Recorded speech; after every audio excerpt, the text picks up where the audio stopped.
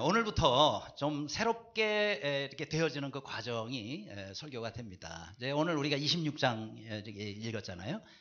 민수기 26장부터 36장까지 11장 동안에 걸쳐서 이제 이스라엘 백성은 본격적으로 가나안 땅에 들어가기 위한 준비를 하게 됩니다.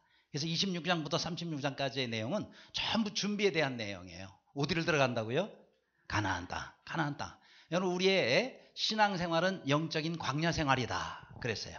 영적인 이 광야 생활은 바로 우리의 영적인 가나안 땅인 천국을 들어가기 위한 준비의 과정입니다. 아무쪼록 하나님 나라 들어가기 전에 이 땅에서 천국을 위한 그런 준비를 우리 한 사람 한 사람 모두 다 잘 하시기를 바랍니다.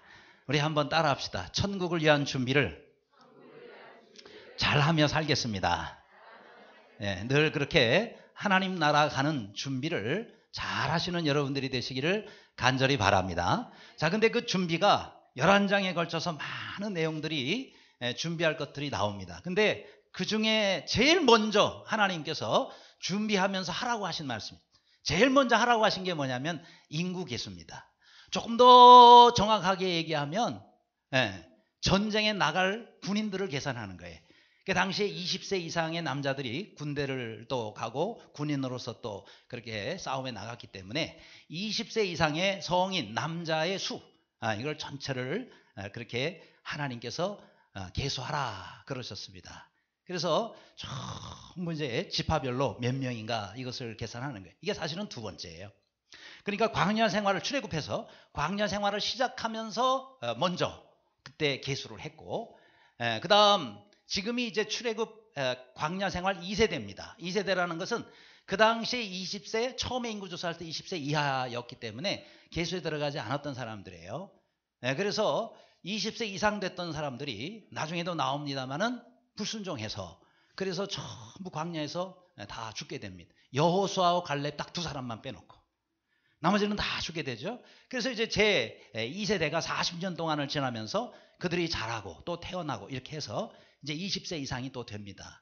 그래서 그들의 숫자를 하나님이 세라는 거예요. 그거 먼저부터 계수하고 그리고 가나안 땅으로 들어가라라는 것입니다. 자, 그렇다면 우리가 하나님 나라를 앞으로 가도록 하기 위해서 지금 준비하는 과정인데, 과연 이 하나님의 나라는 어떤 나라인가 알아야 우리가 준비할 거 아니겠어요? 그렇죠?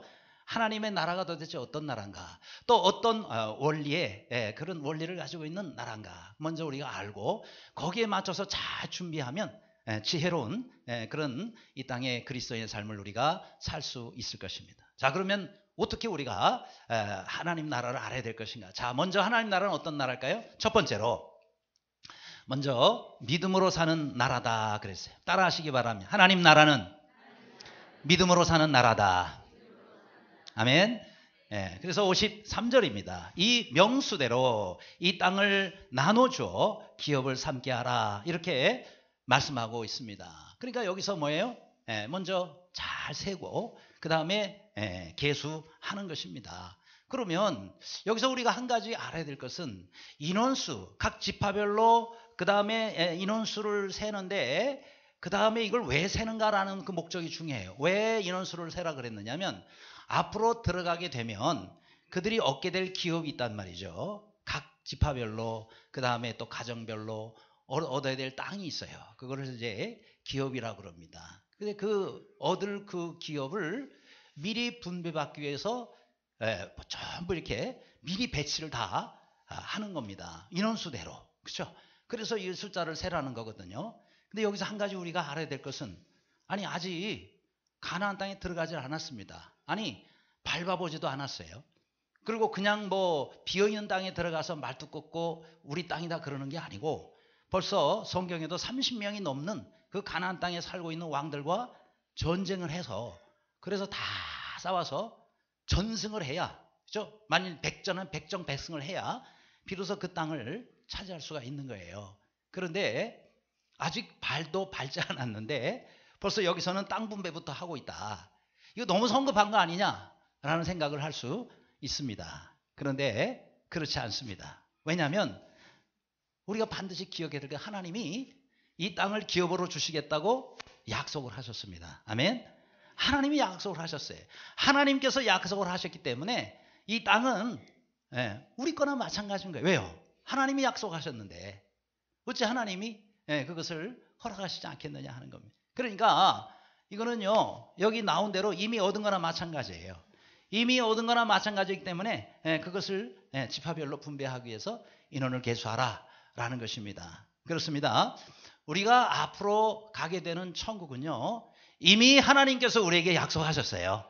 그렇기 때문에 이미 천국은 사실 이미 얻은 거나 마찬가지라는 말이에요. 그렇죠? 여러분 영생을 앞으로 얻을 거예요? 아니면 지금 여러분 이미 얻었어요? 이미 얻었습니다.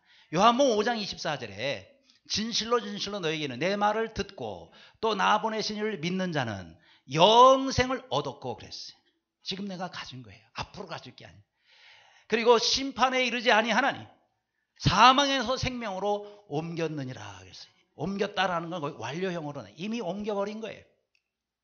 그렇기 때문에 우리는 앞으로 우리가 가게 될 천국도 있지만 이미 영생이 내 안에 있기 때문에 그 영생을 누리며 우리는 이 땅에 사는 겁니다. 그렇죠? 이미 우리 안에 천국이 시작이 됐단 말이에요. 내게 영생이 오면서부터, 성령이 내 안으로 들어오시면서부터 나는 이미 하나님의 자녀가 됐고 이 땅에서 영생을 가지고 있기 때문에 우리는 이미 하나님 나라를 이 가운데서 참여하고 그리고 또 누리며 우리는 살고 있는 것이다. 그래서 여러분 날마다 여러분의 안에 있는 천국을 누리며 살기를 바랍니다. 그게 축복된 거란 말이에요. 왜요? 우리는 이미 천국을 맛보며 살고 있기 때문에 그렇다 이 말이지. 날마다 살면서 지옥을 맛보며 살지 않기를 바랍니다. 아이고 목사님 사는 게 지옥이에요. 이런 분들은 오늘 바꾸시기를 바라요. 하나님의 은혜로 여러분 날마다 천국을 누리며 천국을 맛보며 살기를 간절히 바랍니다. 자, 우리 옆 사람 축복하며 인사하겠습니다. 늘 천국을 맛보며 사시기 바랍니다.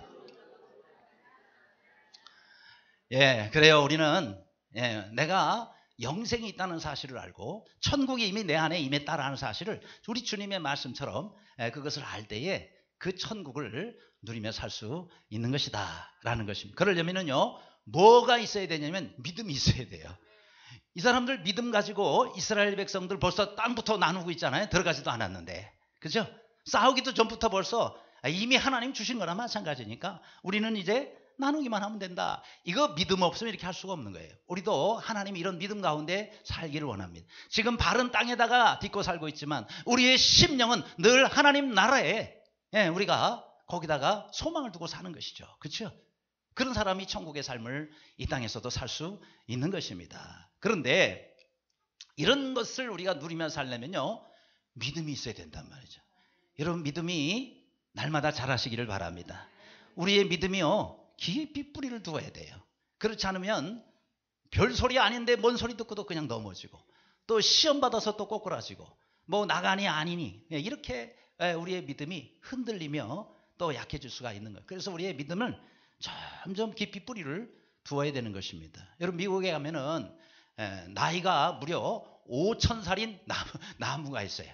5,000년 동안 살아있는 나무가 있어요. 이야 참 대단한 나무죠. 그죠? 바로 이제 이 나무인데 여러분이 저 나무가 있는 곳이요 다른 데가 아니라 아주 비옥한 땅이 아니라 사막 가운데 있는 거예요. 여러분 사막이라고 해서 그냥 모래만 있는 것도 사막이지만은 광야 같은 것도 이제 사막형의 땅이라고 그러죠. 정말 척박하게 그지없는 그런 땅이에요. 근데 여기서 어떻게 5,000년이나 살아있느냐 이 말이에요. 그래서 학자들이 이 나무에 대해서 연구하고 조사하기 시작했어요. 그런데 놀라운 것은요 이 나무가 이런 땅과 이런 환경 가운데서도 이렇게 죽지 않고 오랫동안 살 수 있는 이유를 발견하게 돼요. 무슨 이유냐면 이 나무의 뿌리가요 얼마나 깊이 또 넓게 들여져 있는지 무려 어떤 뿌리는 12km나 나가 있대요. 여러분 1km만 뿌리가 나가 있어도 얼마나 멀리 간 거예요. 그런데 이 나무가 무려 12km나 뻗어져 돼. 그러니 말이죠 비가 아무리 안 와도 말이에요 계속 이 나무는 거기서부터 양분을 그 먼 곳에서부터 끌어당겨 가지고 이 나무에 공급하면서 이 나무가 이렇게 장수할 수 있던 거란 말이죠. 그래요 여러분 나무는 땅에다가 뿌리를 두고 밑으로 뻗어나가지만 반대로 우리는 영적인 나무인 우리는 거꾸로 우리의 뿌리를 어디다가 둬요? 하늘에다가 둬야 된단 말이에요. 여러분 하늘에다가 천국에다가 여러분의 심령의 뿌리를 들이우시기를 바랍니다. 그래서 그 뿌리가 어디까지 가야 돼요? 하나님 보좌에까지 가까이 나아가야 돼요. 그래서 하늘로부터 늘 우리는 영의 양식 예, 영의 양분을 잘 빨아들여 가지고 날마다 우리가 이 땅에서 건강하게 살아야 되는. 환경을 보면 그 사람은 야 어떻게 저런 환경에 저 사람이 저렇게 행복하게 살 수가 있지? 그 비결은 뭐냐면은 그 사람의 뿌리를 어디다 뒀기 때문에 땅이 아니라요. 우리 주변 환경이 아니라 하늘에다 뒀기 때문에 그렇다면 하늘에다 뒀기 때문에. 그래서 종려나무는 날마다 번성한다 그랬잖아요. 그렇죠? 이 종려나무가 우리 모든 그리스도인들은 종려나무의 비유를 하고 있지 않습니까? 종려나무는 뿌리를 땅에다 두고 있지만은 거기서 뽑아가지고 어디다 저장시키냐? 위에다가 꼭대기에다 저장을 시켜가지고 쫙 뻗어나가. 제가 이번에 인도네시아를 다녀오면서 말레이시아 쿠알라룸푸르에 경유를 해요. 그래서 이제 말레이시아 거기 내리는데 제가 깜짝 놀랐어요. 그때 마침 비행기 창문 옆에 앉았는데 말레이시아가요. 비행기에서 이제 조금 착륙하기 위해서 땅과 가까이 내려오잖아요. 놀라운 걸 발견했어요. 그 말레이시아가 그 팜출이 있죠. 종려나무가 어마어마하게 많더라고요. 그 계속 비행기가 내리면서 가는데 전부 종려나무예요. 이렇게 종려나무가 많아. 그래서 제가 한번 찾아보니까 말레이시아의 모든 나무의 70%가 종려나무래네요. 그래가지고 이 종려나무에서 나오는 그 열매의 그 기름, 그걸 가지고 그렇게 세계 곳곳에다가 수출을 하고 한다는 얘기를 나중에 제가 보게 됐어요. 어쨌든 여러분 우리의 영의 뿌리는 땅이 아니라 어디 있다? 하늘에 있다. 날마다 뿌리를 더 멀리 더 주님께 가까이 그렇게 두셔서 하늘의 양식을 의지하고 사는, 하늘의 말씀과 은혜를 의지해서 사는 우리 모두가 되시기를 주님의 이름으로 축원합니다. 두 번째로 여러분 또 하나님 나라는 어떤 나라인가? 심은 대로 거두는 나라다 그랬어요. 54절에 수가 많은 자에게는 기업을 많이 줄 것이요 수가 적은 기업을 적게 줄 것이니 그들이 계수된 대로 각기 기업을 주라 그랬어요. 자, 여기서 하나님께서 기업 분배의 원칙을 말씀하고 계세요. 기업 분배의 중요한 원칙이 뭐냐? 많은 그런 그 계수된 사람, 그러니까 백성이 많은 그 지파는 많은 땅을 주고, 백성이 적은 그 지파는, 사람이 적은 지파는 적게 줄 것이라 라고 아주 중요한 원칙을 여기서 정해 주시고 있습니다. 그러면 많다고 많이 주는 건 당연한 거예요. 그렇죠? 그럼 왜 많다고 많이 주는지 그 이유를 아십니까? 그 이유를 아세요? 그것은요, 많은 백성들이, 예를 들어서 숫자가 많은 지파가 많이 희생하기 때문에 그래요. 많이 헌신하고 희생해요. 왜요? 전쟁을 하잖아요. 들어가서 계속 그들은 가나안 땅 들어가는 시작부터 전쟁을 하거든요. 전쟁을 계속해서 그들이 해야 되는데 얼마나 많은 그런 희생을 하게 됩니까? 그러니까 희생을 많이 하기 때문에 많은 땅을 차지하는 당연한 거예요. 희생을 적게 하면 당연히 적은 땅을 차지하게 되는 것이죠. 우리 하나님은 바로 공평하신 하나님이십니다. 따라합시다. 하나님은 공평하신 하나님이시다. 예. 여러분 혹시 송명희 시인 기억나세요?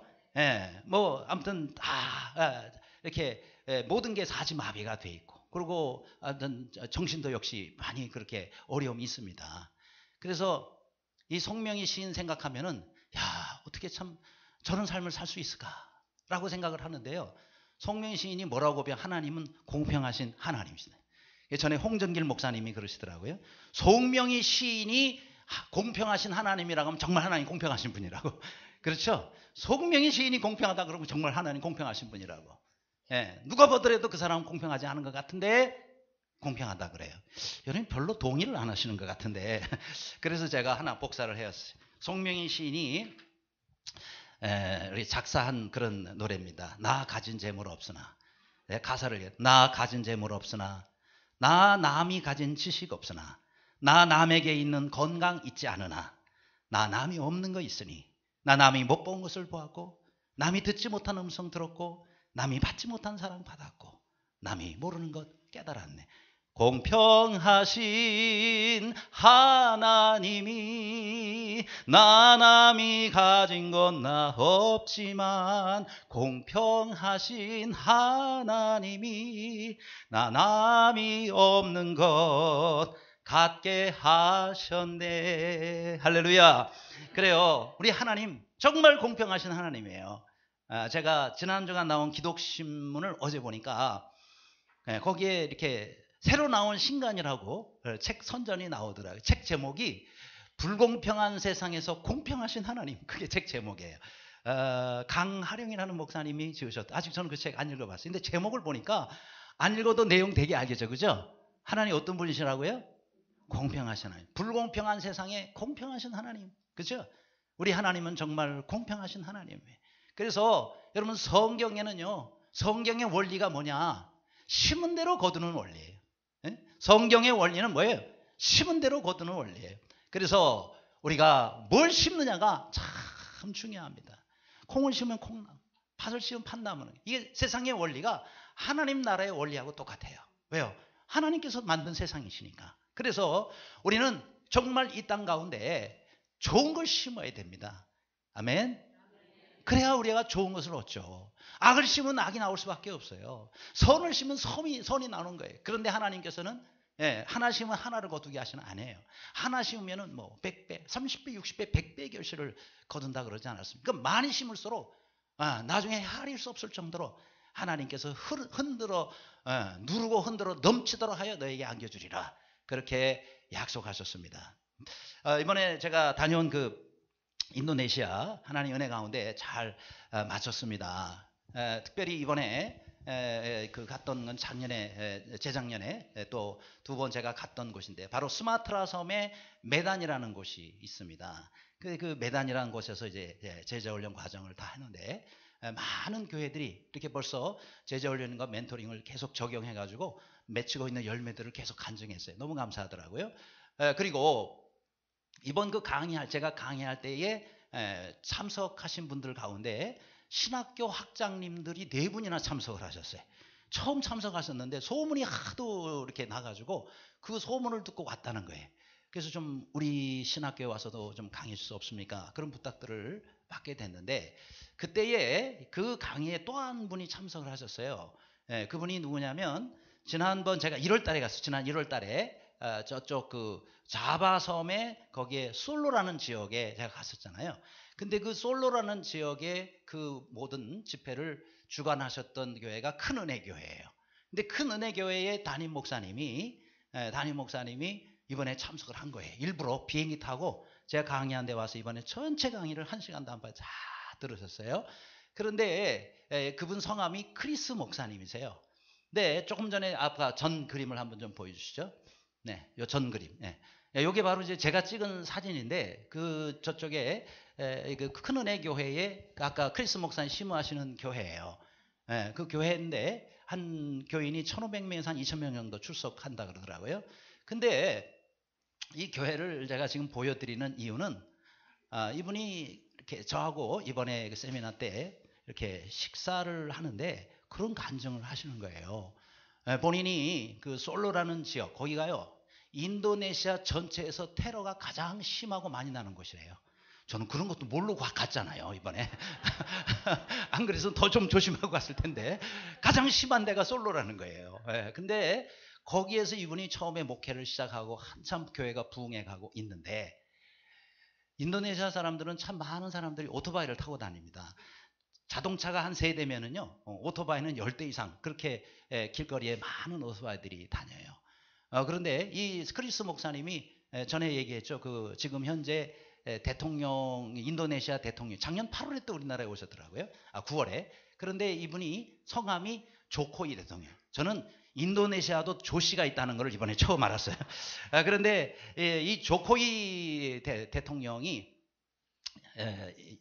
이 솔로시의 시장이었을 때에 그때 이 목사님이 당신은 대통령 될 거라고 해서 정말 대통령이 돼서 이 두 분은 굉장히 관계가 또 좋고 영향을 많이 끼치고 있는 그런 이제 목사님이세요. 근데 이 목사님이 아니 개척을 해가지고 한참 은혜롭게 부흥이 되고 있는데 그때 이 오토바이 부대가요 한 300대가 와가지고 그러니 300명 이상이 온 거죠. 그러고는 교회 당장 폐쇄하고 여기서 떠나라는 거예요.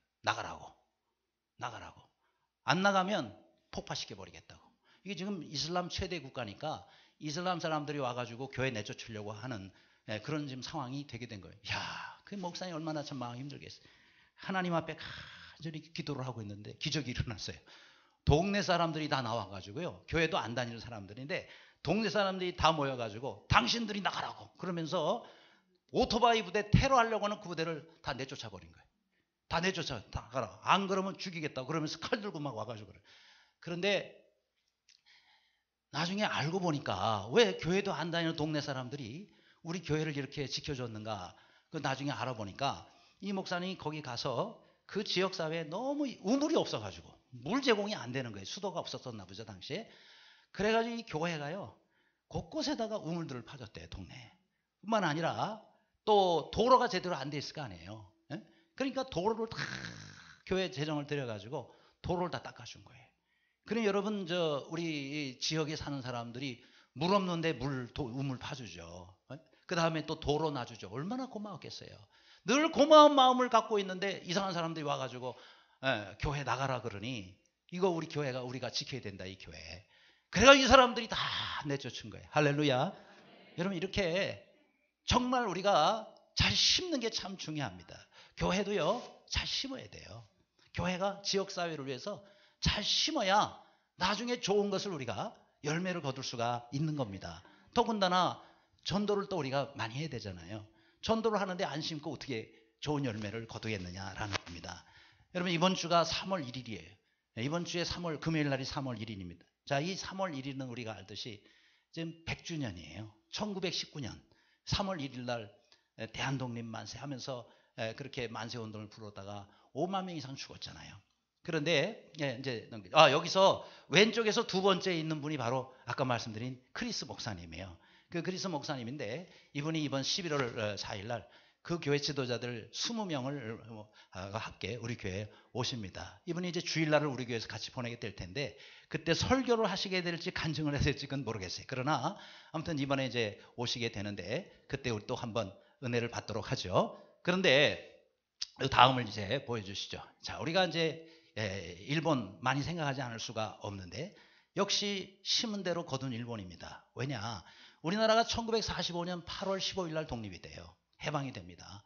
그런데 바로 그로부터 4일 후, 그러니까 19일 날을 잡은 거예요. 그러니까 이런 일들이 일어날 줄을 전혀 모르는 상태에서 일본 사람들이 우리나라 전국에 흩어져 있는 교회 목회자들과 지도자들을 전부 모았어요. 20만 명을 모았대요. 20만. 그래서 어디냐면 장소를요, 금강산으로 정하고 거기서 금강산 전국 목회자 수련회를 한다고 광고를 한 거예요. 그리고 여기 다 참석해라. 여러분, 일본 정부에서 참석하라고 하는데 참석 안 하면 큰일 나죠. 그죠? 그거 안 하면 그래. 뭐 해도 되고 안 해도 되는 게 아니라 무조건 다 참석하라는 거예요. 그렇게 해가지고 다 이제 금강산 수련회에 다 참여하도록 돼 있어요. 근데 거기에 무서운 음모가 숨어 있었어요. 금강산에 가면은 큰 굴이 있대요. 저도 안 가봤는데 그 굴 안으로 다 사람들을 집어넣어 가지고요, 거기서 수련을 한다고 하면서 폭파시키려고 그랬어요. 그래서 생매장을 시키려고. 그러니까 한국교회 지도자들, 목사님들을 전부 굴에다 놓고 폭파시켜 생매장 시키려고 그렇게 계획을 하고 그리고 기다리고 있을 때에 하나님이 역사하신 거예요. 바로 8월, 그해 8월 6일과 그 다음에 9일 히로시마와 나가사키에 하나님께서 원자폭탄을 터뜨리신 거예요. 바로 저 위치에다가. 그때 바로 저 나가사키에 터진 저 폭탄입니다. 원자폭탄. 저것 때문에 죽은 사람이 몇 사람인지 아세요? 20만 명이에요. 하나님은 심은 대로 거두게 하셨어요. 20만 명의 한국교회 지도자들을 죽이려고 그렇게 계획을 했는데 거꾸로 자기들이 20만 명이 죽게 됐다 이 말이에요. 하나님이 심은 대로 거두게 하신 거예요. 그렇죠? 좋은 걸 심어야 돼요. 그래서 악을 심으면 악을 거두게 돼요. 그러나 좋은 것을 심으면 좋은 것을 거두게 하시는 우리 하나님. 아무쪼록 여러분, 우리가 주님을 위해서, 하나님 나라를 위해서, 아니 나를 위해서 하나님 나라에 참으로 귀한 것들을 심으시는 모두가 되시기를 간절히 바랍니다. 세 번째로, 우리가 또한 하나님 나라는 어떤 나라인가? 옛일을 통해서 배우는 나라다 그랬습니다. 61절에 나답과 아비후는 다른 불을 여호와께 드리다가 죽었더라 그랬습니다. 자, 그런데 여기서 왜 지금 40년 전의 일을 꺼냈냐 이 말이에요. 좋은 일도 아니고. 나답과 아비후는 아론의 아들들, 제사장. 저들이 이렇게 제사장인데 다른 것을 심었어요. 다른 걸 뭘 심었어요? 다른 불을 드렸다 이 말이에요. 다른 불을 드렸다라는 것은 그것은 하나님의 말씀에 불순종한 것을 말합니다. 마이크 좀 바꿔주셔요. 얘도 갖고 오시는데 그러면 어디까지 했더라?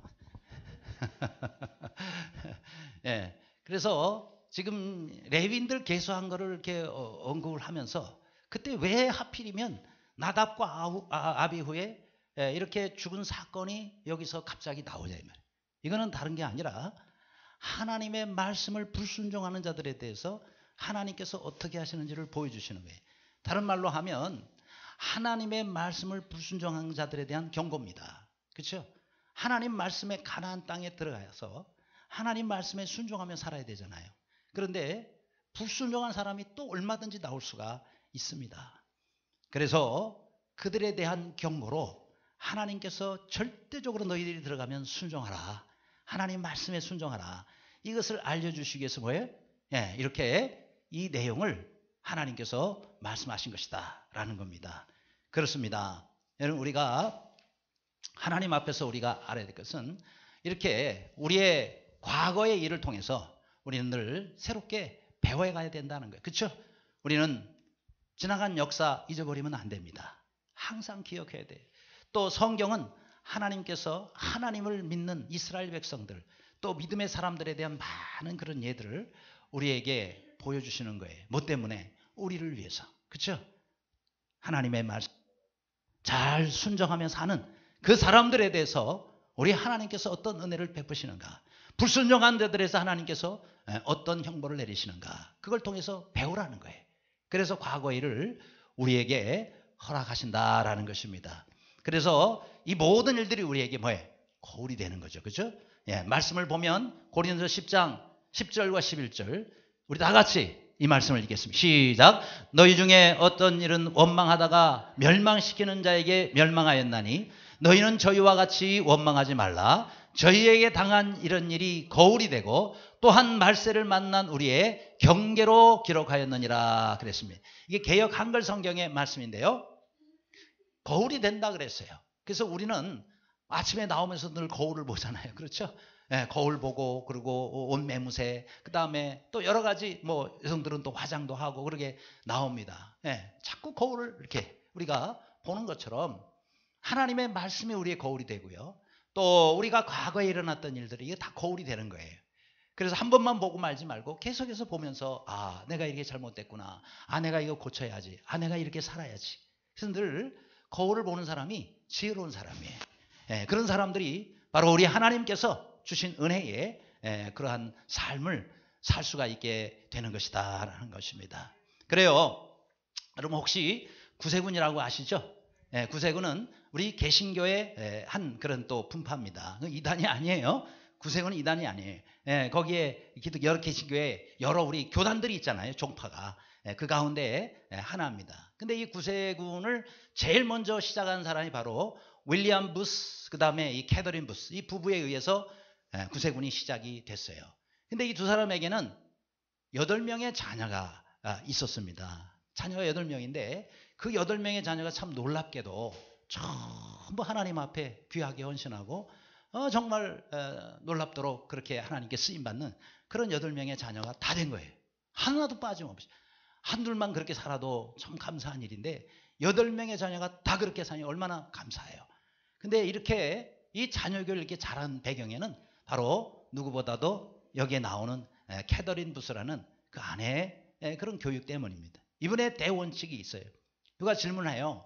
어떻게 해서 이렇게 자녀들을 한결같이 다 그렇게 귀하게 키웠습니까? 이분이 대답이 그래요. 아니, 다른 거 없고요. 저는 항상 사탄보다 앞서서 교육하려고 힘썼습니다. 그래서 사단이 나쁜 습관을 이 아이한테 심기 전에 내가 먼저 이 아이한테 좋은 습관을 먼저 심어놓은 거예요. 좋은 습관이 먼저 심어지면요, 나쁜 습관으로 바꾸려고 해도 그게 어려운 거예요. 반대로 나쁜 습관이 꽉 들어있으면 좋은 습관이 들어가기가 얼마나 어려운지 모릅니다. 그래서 먼저 하는 거죠. 그렇죠? 여러분 그 공격을 할 때도요, 선점하는 게 굉장히 중요해요. 먼저 선제 공격이라는 거 하잖아요. 선제 공격을 한다든지 아니면 뭘 선전, 어느 땅을 점령할 때는 그래서 고지를 그러죠. 그렇죠? 고지를 점령하는 거예요. 근데 이 고지를 점령하면 그러면 훨씬 전쟁에서 유리합니다. 저는 군대에서 전술학을 공부했어요. 근데 그 전술학에 그렇게 나옵니다.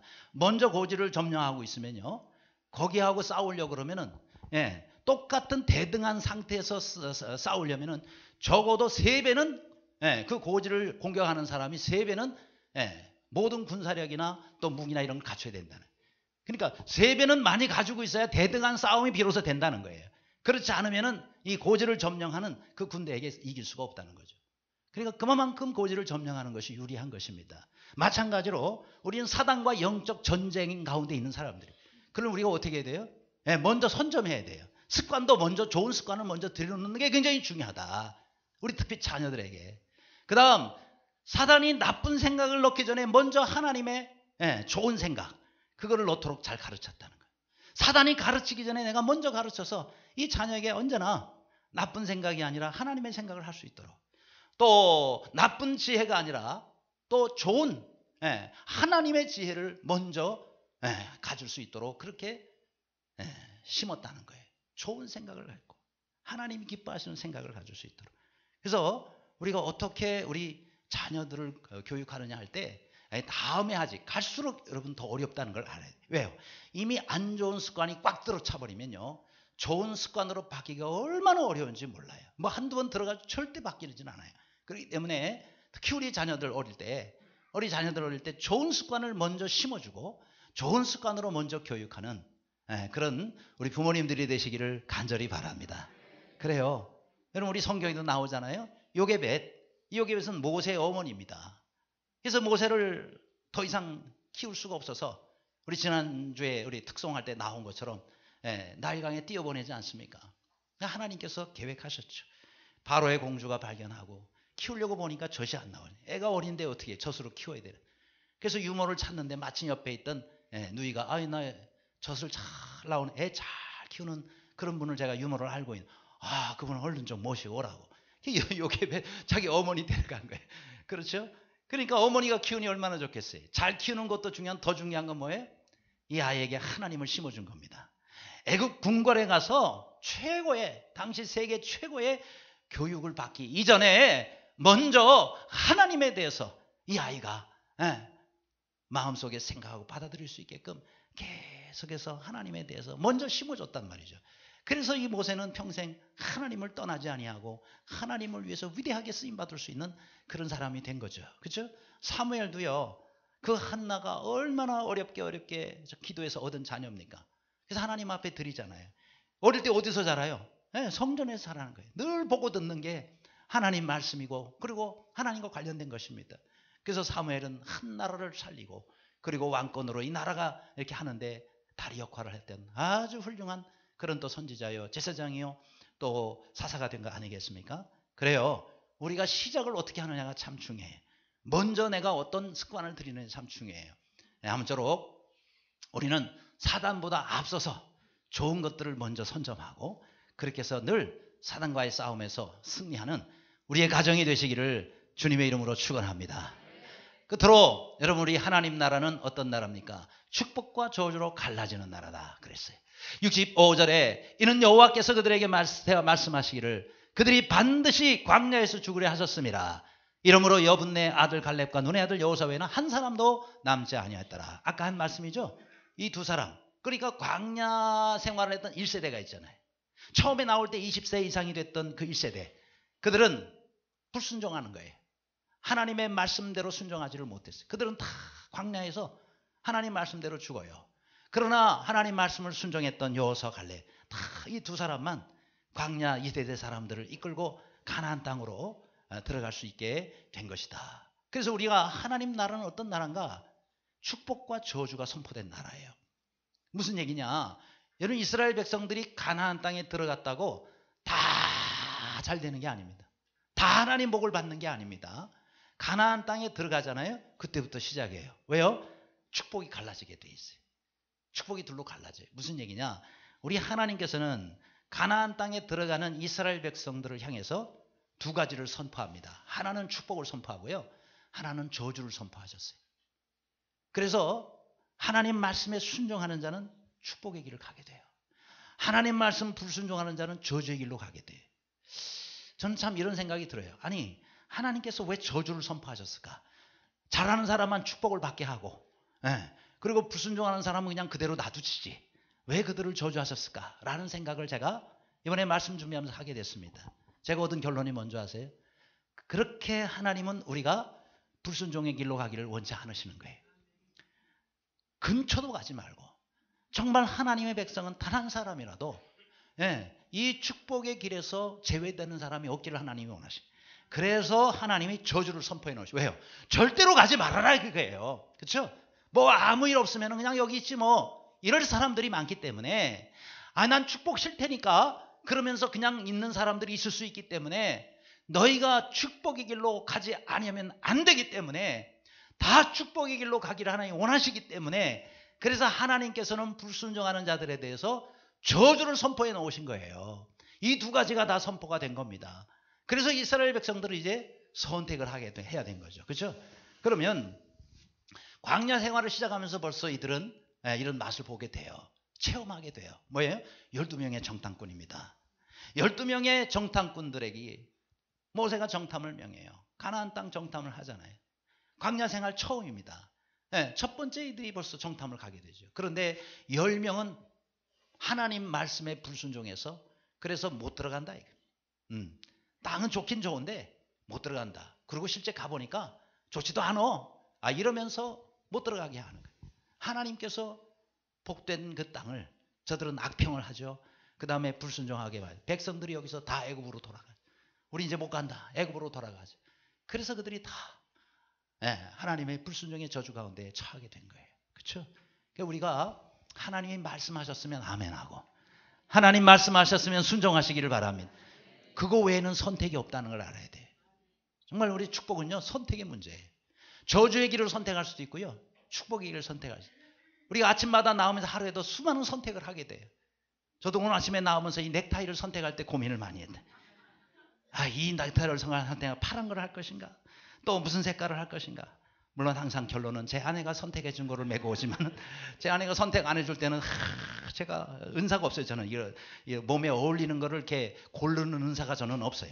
이거 했다가 4-5개를 갖다가 거울 보고 맞춰보고 그러다가 겨우 골라요. 제가 이 정도의 참 신경을 쓰고 넥타이를 메고 온다는 것을 알아주시기 바랍니다. 어쨌든 이렇게 우리는 수많은 선택. 옷도 그렇잖아요.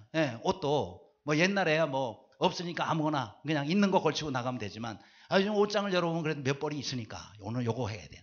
요거 할까? 여러분도 우리 아침에 출근할 때나 아니면 하루 시작할 때 무슨 옷을 입을까 고민하면 선택을 하잖아요. 우리 신앙생활은요 선택의 문제예요. 그래서 우리가 선택을 해야 돼. 신약시대에 보면은 베드로가 설교를 하잖아요.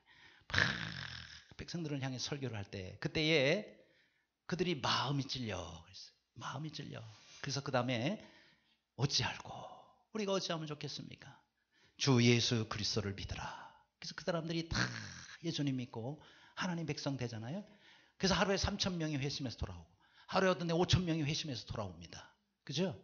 그런데 똑같은 그런 말씀을 들어요. 누구로부터? 스데반으로부터. 정말 성령 충만하여 하나님 말씀을 전하는데 이스라엘 백성들이 마음이 강팍해요. 거기도 마음이 찔렸다. 성경에 보면 똑같아요. 마음이 찔렸다 그랬어요. 근데 마음이 찔린 다음에 한 일이 뭐야? 이들은 돌을 들어가지고 스데반을 쳐 죽입니다. 스스로 저주의 길을 그들이 가는 거예요. 그래요 여러분 우리는 뭘 선택하느냐가 중요한 거예요. 또 하나 이스라엘 백성들은 신명기. 여러분 신명기는 가나안 땅에 들어가기 전에 모세가 마지막으로 요단 들어가기 전에 느보아 산에서 거기서 설교를 한 거죠. 거기서 신명기 11장이에요. 그리심산과 에발산에 대한 축복과 저주를 선포합니다. 너희가 앞으로 가나안 땅에 들어가면 두 산을 만나게 된다. 그리심산이 있고 에발산이 있는데 그리심산은 축복의 산이고 에발산은 저주의 산이다. 그러니까 거기다 선포를 하잖아요.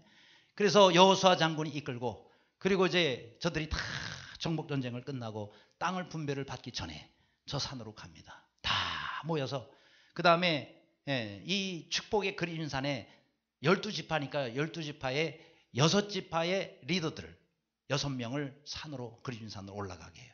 그래서 거기서 축복을 선포해. 밑에 백성들이 다 산 밑에 있습니다. 그들은 아멘 아멘 이렇게 지키며 사는 자에게는 이런 축복이 너희에게 있으리라. 아멘 아멘. 그러고 난 다음에 또 6지파가 또 에발산으로 올라갑니다. 저는 저주가 선포되는 산이죠. 그래서 그 산에서 또 6명의 지파의 리더들이 저주를 선포합니다. 너희가 하나님 말씀에 불순종하면 이런 저주가 너희에게 임하리라. 그들 똑같이 아멘 아멘 아멘 했습니다. 그죠? 그러니까 이 축복이 선포된 그린산에서 말씀하신 것처럼 그 말씀에는 우리가 순종하고, 저주가 선포된 그런 말씀 우리가 거기에 또 불순종할 때는 그렇게 된다는 걸 알고 우리가 불순종의 일로 가지 말자라는 것입니다. 이게 중요합니다. 여러분, 모세도 출애굽기 17장에 보면은 거기에 아말렉과 전투를 하잖아요. 그 전투를 할 때 희한한 일이 일어나죠. 모세가 손을 들면, 축복의 손을 들면, 이스라엘을 위해서 축복하며 기도하면 이스라엘이 이기는 거예요. 그런데 힘이 들어가지고, 그렇잖아요. 손을 들고 있으면 아프잖아요. 점점 내려오면은 그때부터 이스라엘이 지기 시작하는 거예요. 그죠? 근데 팔이 아파서 어떻게 하루 종일 들고 있어요? 이 그림에 나오는 것처럼 아론과 훌이 옆에 딱 받치고 있어요. 하루 종일 손이 내려오지 않습니다. 하루 종일 축복하는 거예요. 그럼 어떻게 돼요? 이스라엘이 그래서 이긴 거예요. 아말렉을 진멸하기까지 완전히 씨를 말려버렸단 말이에요. 바로 이겁니다. 여러분, 우리가 하나님 앞에 사는 사람들은요, 늘 다른 사람을 축복하며 살아야 돼요. 그러면 그 축복이 다른 사람에게도 임하고, 그렇죠? 내가 빈 축복이 그 대상에게 임하지만 또 축복한 나에게는 하나님께서 더 많은 축복을 허락하십니다. 왜요? 축복을 비는 사람을 통해서 가게 돼 있거든요. 그러니까 정말 여러분 교회에서 마음에 안 들고 정말 미웃고 그 사람만 보면 그냥 신경질이 난다. 그래도 여러분 축복하시기를 바랍니다. 축복하세요. 안 그러면 그건 내가 악을 행하는 거예요. 우리가 저주하지 말고 축복해라 하는 것입니다. 그러면 하나님께서 우리를 먼저 복되게 하시는 것이다 이 말이죠. 그렇죠? 여러분, 미국에 윌슨이라는 사람이 살았어요. 근데 이 사람이 직장에 출근을 한 거예요. 여기 지금 그림으로 나와 있네요. 저 사람의 그 모습을 누가 그렸는데, 지금 저 사람이 윌슨이라는 사람. 근데 이 사람이 이제 직장 하루는 아침에 출근해서 자기 책상에 앉으려고 보니까 책상 위에 요만한 봉투가 하나 있어요. 이 꺼내 보니까요, 해고 통지서. 직장 나가라 이 말이에요. 아니, 사전에 어떤 주의도 없었고, 언제 나가라 이런 말도 없었고, 그리고 왜 그런지 이유도 없는 거예요. 나가라는 거예요. 나중에 짐 싸들고 나오면서 얼마나 자기 상관하고 그리고 자기 동료들을 참 증오하는지만, 분노가 끓어오르는데 참을 수가 없는 거예요. 어떻게 해요? 그러나 해고 통지서 받고 나올 수밖에 없어요. 나중에 이 사람이 집을 나갑니다. 그래도 뭔가 해봐야 되지 않겠는가. 그래서 참 어느 세월을 나가 있었는지 몰라요. 그래서 오랜 시간이 지난 다음에 집으로 다시 돌아옵니다. 자기 아내한테 얘기해요. 여보, 내가 나가가지고 별의별 일을 내가 다 해봤지만 되는 일이 하나도 없다고. 이제 내가 한 가지밖에 안 남았다고. 나 죽고 싶어. 죽고 싶다는 얘기를 해요. 마지막 선택은 죽음밖에 없다는 거죠. 그때 아내가 듣더니 이렇게 얘기를 합니다. 당신 이것저것 다 해봤다 그러는데 한 가지 안 해본 게 있잖아요. 뭔데? 기도는 안 해봤지 않느냐고. 여러분, 기도도 일이에요. 사람들은 일만 일이고 기도는 일이 아닌 줄로 생각을 해. 아니에요. 여러분, 기도도 우리가 반드시 해야 할 아주 중요한 일입니다. 내 아내가 당신 기도는 안 해봤지 않았냐고. 생각해보니까 그 말이 맞더래요. 마음의 감동이요. 그래, 내가 다 해봤는데 기도는 안 해봤구나. 작정하고 내가 기도해보자. 하나님 앞에 작정하고 간절히 기도를 하는데 이상하게 마음이 평안해지는 거예요. 그렇게 미웠던 자기 상관이나 동료들이 용서가 되기 시작하더래요. 용서가 되니까 축복의 기도가 나오더래요. 그러면서 그들이 다 용서가 되고, 그 다음 나를 위해서 기도하는데 하나님께서 마음에 평안을 주실 뿐만 아니라 하나님이 나와 함께 하신다는 그런 확신이 드는 거예요. 그러니 여러분, 얼마나 그게 또 감사합니까? 그렇죠? 왜요? 하나님께서 나와 함께 하신다는 얘기, 그 다음에는 이제 하나님 손에 달린 거죠. 그렇죠? 그래서 이 사람은요, 하나님 나와 함께 하심을 감사합니다. 하나님이 나와 함께 하시니 반드시 잘 될 줄로 믿습니다. 그러면서 감사가 되기 시작하더래요. 그래서 여러분, 중요한 것은요, 내가 직장에 다니는 그 직장에 반드시 다니는 것만 축복이 아니라는 걸 알아야 돼요. 왜냐하면 어떤 때는 더 좋은 직장으로 옮길 수도 있죠. 그러면은 그 직장을 그만둬야 돼요. 그렇잖아요. 더 좋은 직장에 가서 내가 일하려면 내가 다니던 직장을 그 직장에서 막 와서 붙잡아더라도 가야 된단 말이에요. 가야 될 때는 우리가 가야 돼요. 어차피 그럴 때도 그만둬야 돼요. 그러니까 왜 그만두는 것이 다 불행이라고 생각하냔 말이죠. 더 좋은 곳으로 가기 위해서 우리가 그만두는 것은 그거는 사실은 복된 일이다 이 말입니다. 그렇죠? 그런데 하나님께서는요, 이 사람 그 직장 그만두게 하셨고 또 이 사람 어려워졌다고 생각했지만은 이 사람이 그것 때문에 하나님께 나왔잖아요. 그것 때문에 하나님께 기도하는 사람으로 바뀌었잖아요. 그것 때문에 이 사람이 축복하는 삶을 살게 됐지 않았습니까? 그죠? 그뿐만이 아니라 하나님께서 이 사람에게 아이디어를 주셨어요. 무슨 아이디어냐? 이 사람이 하나님 앞에 하나님 이제 어떻게 하면 좋게 기도를 하는데 이 사람이요 자기 집을 담보를 맡기고 은행에서 대출을 얻어서 그걸 가지고 조그마한 건축업을 시작을 해요. 건축업을 시작하면서 많은 호텔들이나 이런 데를 다녀보는데 정말 깨끗하고 괜찮은 그런 그 호텔은 너무 비싸대요. 근데 또 아주 저렴한 데를 가보면 또 너무 지저분하고 호텔이 그렇다는 거예요. 그런데 깨끗하면서 저렴한, 깨끗하면서 비싸지 않은 그런 호텔들이 없더라 이거예요. 그 생각이 불현듯 하나님 주신 지혜죠. 이분은 그렇게 고백해요. 하나님 주신 지혜라고, 아이디어라고. 그래서 그런 호텔을 하나를 이제 작게 시작을 합니다. 사람들이 와서 너무 좋다. 값도 안 비싼데 이렇게 깨끗하구나. 그죠? 그래가지고 이 호텔이 대박이 난 거예요. 계속해서 이제 하나 더 짓고 더 짓고. 그 호텔이요 바로 할러데이 인이 된 거예요. 그렇죠? 여러분 많이 이용 안 해보셨을 거예요. 그렇죠? 여러분 저 외국에 나가고 미국에 나가면요 할러데이 인 호텔이 얼마나 곳곳에 없는 데가 없어요. 바로 거기에 창업자 윌슨이 되게 된 겁니다. 여러분 하나님께서는 우리가 인간적으로 볼 때 이거 내가 잘못됐네, 내가 정말 불행해졌네 이렇게 생각할지 모르지만 그것이 우리의 기회예요. 그렇죠? 하나님을 선택하고 더 잘 되는 길을 선택할 수 있는 그 길을 하나님께서 우리에게 만들어 주신 겁니다. 그럴 때 우리가 주님 앞에 무릎 꿇으시기 바랍니다. 하나님 앞에 엎드리시기를 바랍니다. 그래서 하나님이 기뻐하시는 선택을 할 때 하나님께서는 우리에게 정말 복된 인생으로 만들어 주십니다. 그런 은혜가 우리 모두에게 있기를 주님의 이름으로 축원합니다. 기도하겠습니다.